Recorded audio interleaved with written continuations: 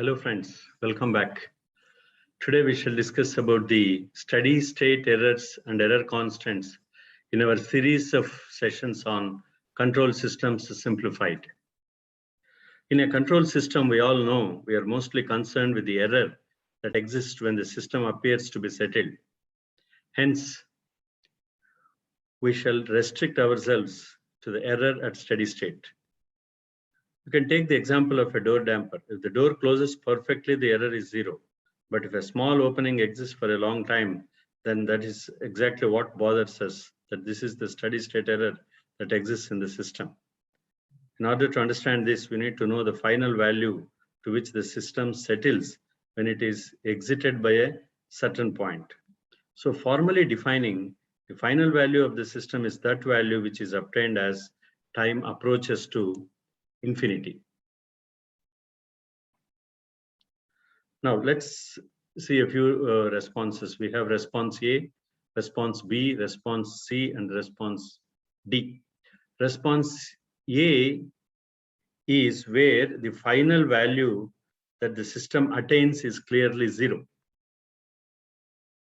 This is from here, it's coming, it's a clearly 0. Response B is the step input. Response A is the impulse input. Okay, so it suddenly appears and then it comes down, and then over a period of time, when t tends to infinity, it is 0. Now, second one, response B is a step input. We are giving an input of 1 step input. Then the final value is the output reaches like this, and then it settles down, and the final value attained is 1. So response C, it's a parabolic, it's actually the, now what we have a continuous oscillations. We have a continuous oscillations, right? And here what happens is it keeps oscillating and never settles, and the final value is never attained. Whereas response D is a parabolic, which response keeps increasing forever.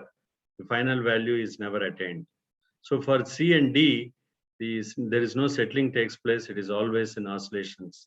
It is continuously exponentially increasing. It is sinusoidally, oscillations are taking place. For B, the step input, the final value reach is always 1. And for impulse, it is always 0. So for a system response to have a final value, it must first settle down somewhere. We can also synonymously say that for a system to have a final value, the system must be fully stable.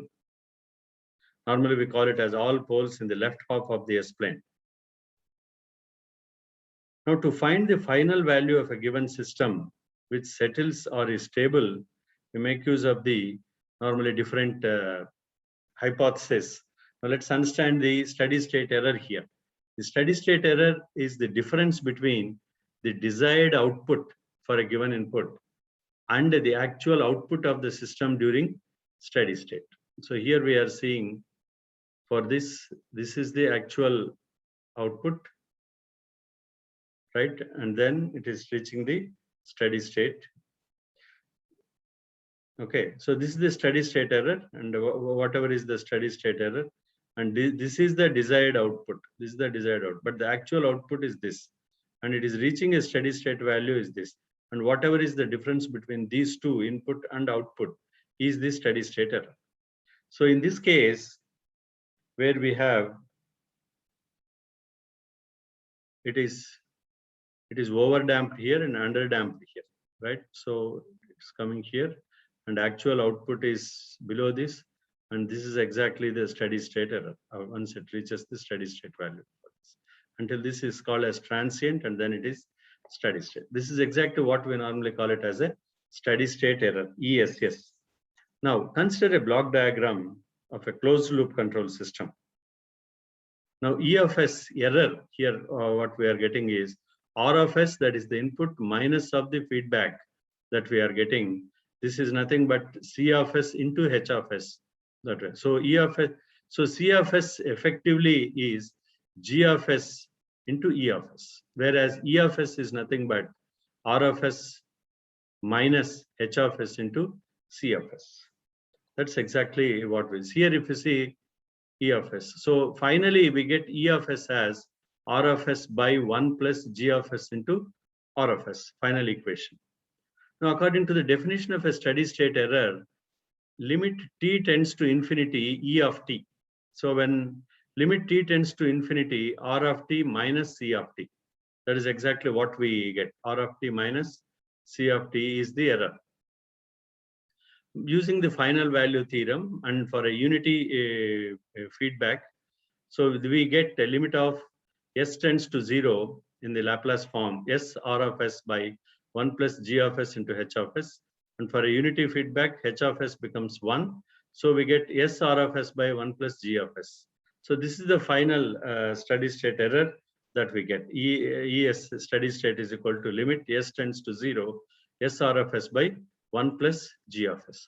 Now for this equation, let us put R of unit step input. R of s is equal to 1 by s. For unit step input is 1 by s. So the steady state error becomes limit s tends to 0, s R of s by 1 plus gs. And gs is nothing but, we get limit s tends to 0, 1 by 1 plus gs. Because if you put R of s is equal to 1 by s, s gets cancelled, you will get 1. So 1 by 1 plus kp, here kp is called the position error constant. Here, G of s is nothing but kp, and here kp is nothing but the position error constant. kp, kv, and ka we will get. We need to understand this. Okay, so kp is the position error constant. Then if it gives subject this to the same unit ramp input, R of s is 1 by s square. Hence the steady state error becomes 1 by s into 1 plus gs. Okay, because R of s is equal to 1 by s square. So you will have a s R of s. So s gets cancelled. We get 1 by s into this. When this limit tends to 0, we get 1 by sgs. This is nothing but kv. Right? kv is called the velocity error constant. Similarly, if put for parabolic input, R of s is given as 1 by s cube. So here you will get 1 by s square into 1 plus gs. If you substitute this in the original equation, which is nothing but this s R of s by 1 plus g of s here. If you substitute this 1 by s cube R of s in this, we get 1 by s square into 1 plus gs. So this becomes 1 by s square plus s square gs. Then limit as s tends to 0, 1 by s square gs only. That is nothing but ka. So here ka is called the acceleration error constant. Now we need to understand here we have 1 by ka is equal to this. Okay, whatever we are getting the constant. Okay, so kp becomes limit as s tends to 0, gs. kv limit as s tends to 0, sgs. ka limit as s tends to s square gs. This is exactly what we got. Okay, 1 by s square gs is equal to 1 by ka. So ka is nothing but s square gs. Here again, kv is nothing but sgs, and kp is nothing but gs. That's exactly what we are getting here. So kp.